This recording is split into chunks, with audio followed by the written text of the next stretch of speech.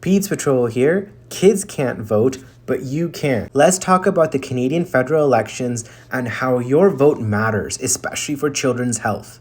So only 24 hours remain until we find out who will be our next prime minister. Now, there's so many reasons why people vote. They may vote for their jobs, they may vote for education, they may vote for taxes, affordable housing. But what about children and their needs? They can't vote yet. That being said, the decisions made today affect them for the next 4 years until they are voting citizens. So it's really important to plant the seeds now so that they can have a better and safe future ahead.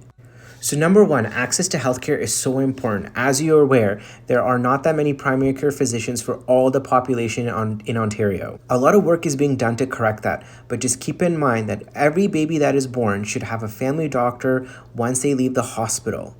So priority number one should be ensuring that all children have access to a family doctor. That should be top of mind when you're voting. Number two, mental health is so important in children and teenagers these days. Post-pandemic, mental health is on the rise, and things like anxiety, depression, poor school performance are all issues that are affecting children today. So you want to make sure that you vote for somebody who prioritizes mental health and creates programming and facilities for children to make sure that they're able to navigate the world as best as possible.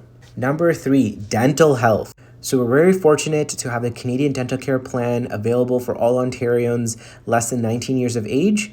So we want to make sure that dental health is still available going forward. Remember, cavities are a big thing. If we can ensure that each child has access to a dentist that's accessible and equitable, that's really going to help their oral health for the future. Number four, daycare. Daycare is a very hot and contentious topic.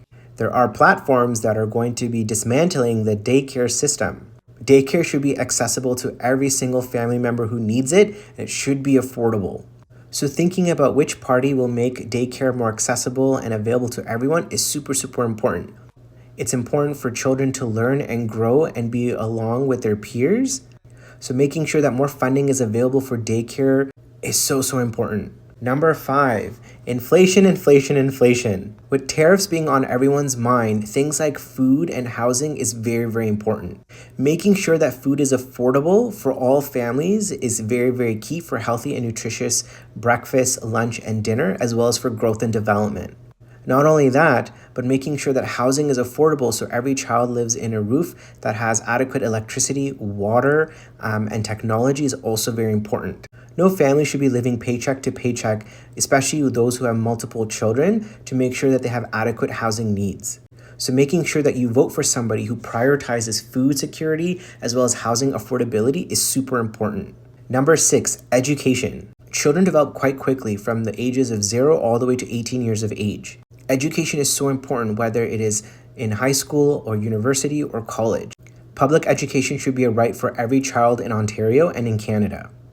So making sure that we have really good loans, funding programs, scholarships for all Canadian youth is super important. And also, Canadian education should be free of any biases against religion or any special groups. And the more knowledge that is available, the more that we can empower children to understand the global world and context. So remember, there are many issues that affect children today, tomorrow, and in the future. I'll link below some resources that you can check out below before you make your final decision. But let me know your thoughts. How is your vote going to impact our children for tomorrow?